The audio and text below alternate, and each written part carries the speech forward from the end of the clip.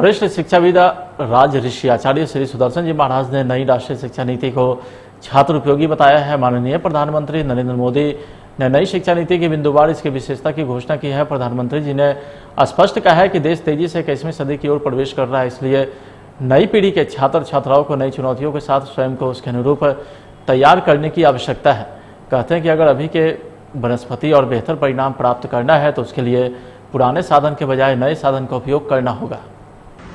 देश में राष्ट्रीय शिक्षा नीति का प्रकाशन एक गौरवपूर्ण महोत्सव का अवसर है। देश के माननीय प्रधानमंत्री जी ने 34 वर्षों के बाद एक नई शिक्षा नीति की घोषणा की है। मैंने एक एक बिंदु को गौर से पढ़ा, देखा, सुना, समझा और मैं शिक्षा में हूं। मैं 1986 में जो शिक्षा नीति बन रही थी उसमें भी था। मैंने उस परिस्थिति को देखा। इतने वर्षों के बाद राष्ट्रीय शिक्षा नीति आई। मैं इसके लिए भारत के माननीय महान प्रधानमंत्री जी को कोटिशः धन्यवाद और वो करोड़ों जनता की ओर से उन्हें साधुवाद देता हूं कि उन्होंने पहली बार देश की नब्ज को पहचाना, देश की भावनाओं को समझा, बच्चों की भावनाओं को समझा और तब एक नई शिक्षा नीति सामने आई। मैं इतने वर्षों से शिक्षा में हूं, पहली बार मैंने देखा कि कोई ऐसी शिक्षा नीति हमारे देश में आई है जो बच्चों के हित में है, बच्चों के भविष्य के हित में है। माननीय प्रधानमंत्री जी ने कहा कि 21वीं शताब्दी में प्रवेश के लिए हमें उसकी तैयारी करनी चाहिए। यह सच है कि हम तभी 21वीं शताब्दी में प्रवेश कर सकते हैं जब नया वातावरण में नए मनोबल से नई मन की स्थिति बनाकर प्रवेश करेंगे।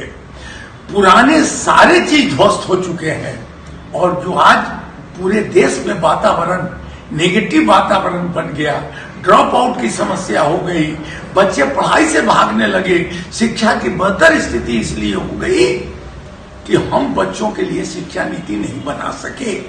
पहली बार इतना महान कार्य हुआ है।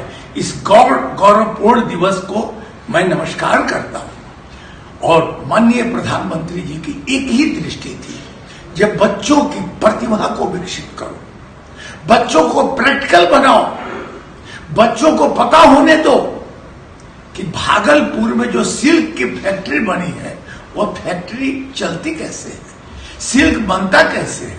उन्होंने तो यहां तक कहा कि जिस ऑटो पर तुम बैठते हो उस ऑटो के ड्राइवर के बारे में तुम जानो, रसोइये के बारे में जानो और उसी प्रकार शिक्षक के बारे में भी जानो, अपने माता पिता के बारे में भी जानो, अपने परिवेश के बारे में भी जानो, जो तुम खाते हो उसके बारे में जानो, जो तुम कपड़ा पहनते हो उसके बारे में जानो, जिस वातावरण में तुम रहते हो उसके बारे में जानो। उन्होंने बहुत अच्छा एक उदाहरण दिया था कि उन्होंने यही कहा था कि जो व्यक्ति जापान में, देखिए जाकर वहां जापान में जो व्यवस्था है शिक्षा की, वहां जंगलों में, पहाड़ों पर और क्लास से बाहर बच्चों को ले जाकर पढ़ाने की बात हो रही है।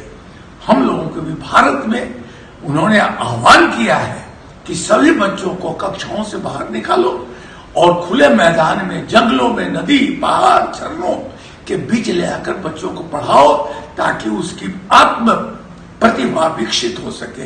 एक ही उद्देश्य है, व्यक्ति की प्रधानता, व्यक्ति की प्रतिभा को विकसित करो और शिक्षा नहीं दीक्षा की बात करो। मैं इसलिए माननीय प्रधानमंत्री जी को धन्यवाद देता हूं कि पहली बार उन्होंने देश की भावना को समझकर बच्चों के हित में एक शानदार शिक्षा नीति का आह्वान किया है। मैं तमाम लोगों की ओर से, शिक्षाविदों की ओर से माननीय प्रधानमंत्री जी को धन्यवाद देता हूं।